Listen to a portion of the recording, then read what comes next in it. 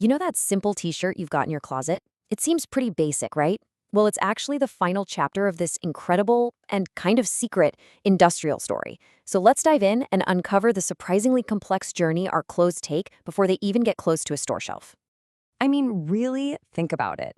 We're not just making one t-shirt. We're making millions of them, and they all have to look exactly the same. So how in the world does that happen? What's the system that turns a simple design idea into a piece of clothing you can find anywhere in the world? Well, we're going to follow that exact path.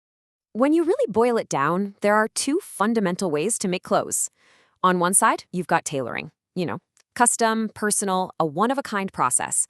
And on the other side, you've got industrial manufacturing, a system built for massive, massive scale. Today, we're pulling back the curtain on that industrial side. Okay, so before a single thread is even sewn for the public, the whole operation, the entire production, hinges on one critical thing. And it doesn't start in a giant factory. It all starts with a blueprint. And in the clothing world, that blueprint is called the sample. So, what is a garment sample? Think of it like a prototype. It's the master version that a buyer literally holds in their hands to approve everything: the fit, the fabric, the style, the feel. Nothing, and I mean nothing, gets made until that sample gets the green light. It is the absolute gatekeeper for mass production. Now, you're probably thinking, okay, they make one sample, get it approved, and they're good to go. But this is where it gets really interesting. The level of detail here is kind of mind-blowing. So take a guess. How many different versions do you think one t-shirt design has to go through before it finally hits the production line? The answer might actually shock you. There can be up to 10 different types of samples, and each one has a very specific job. You start with samples just for design and fit, things like the proto and fit samples, just to get the basic look and feel right. Then you move into the business side of things, with salesmen and selection samples that are actually used for marketing. After that, it's all about quality control. You have GPT samples to test the fabric, and size set samples to make sure the fit is consistent across all sizes.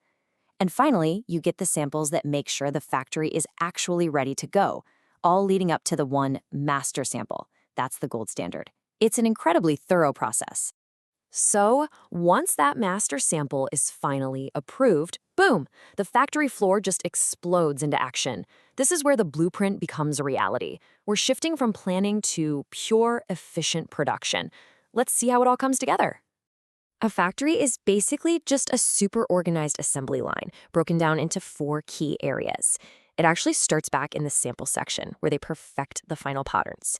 From there, giant rolls of fabric move to the cutting section, then to sewing, where all those little pieces get assembled, and finally to the finishing section, where it becomes the product you see in a store. Let's zoom in on that cutting section for a second. This is not just some person with a pair of scissors. It's high tech. First, they do something called marker making, which is basically planning out the most efficient way to lay out all the pattern pieces on a computer to waste as little fabric as possible. Then, they spread hundreds of layers of fabric on top of each other. And finally, a machine cuts through all those layers at once, creating thousands of perfect little puzzle pieces all ready to be sewn together. Okay, so after sewing, the garment is almost done. It's recognizable, but now it enters the finishing section. These are the last, crucial steps. This is where every single piece is pressed or ironed, meticulously folded and packed into bags, put into large boxes, and given one last final inspection before being shipped out all over the world. So, now that we've seen this incredible industrial machine in action, let's zoom back out and put it side by side with its ancestor, the traditional tailor. This is where the differences between the two systems become crystal clear. This table just lays it all out, doesn't it? A tailor might take hours and hours to make one shirt, while an industrial line can crank one out in about 15 minutes. That insane speed is what drives the cost way, way down. But here's the trade-off. A tailor gives you a perfect custom fit made just for you, while industrial clothing is standardized. One interesting bonus, though, because of all that careful digital planning, the industrial process actually wastes way less fabric. And if you really want to see that difference in speed, just look at this chart. The time it takes for a tailor to create one custom piece versus the time per garment on an assembly line. It's just staggering. This incredible efficiency is the engine that powers the entire fashion industry and makes clothes so accessible to so many people. This quote right here, it just gets to the heart of it all. It's a completely different philosophy. Tailoring is all about making the fabric fit one unique person's body. Industrial manufacturing, it's about making the fabric fit a standardized, ideal measurement that can be scaled up for millions. So let's bring this all back home, right back to your own closet. Every single shirt, every pair of jeans you own has gone through some version of this crazy journey.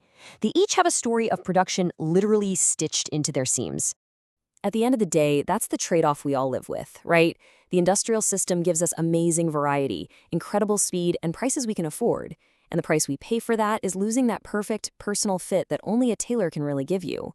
One system is built for the masses, the other is built for the individual. So the next time you pull on a t-shirt, just take a second. Think about its incredible journey, from those 10 different samples, through the high-speed cutting and sewing floors, all the way to that final press. Now that you know the whole process, what story do you think your clothes are telling?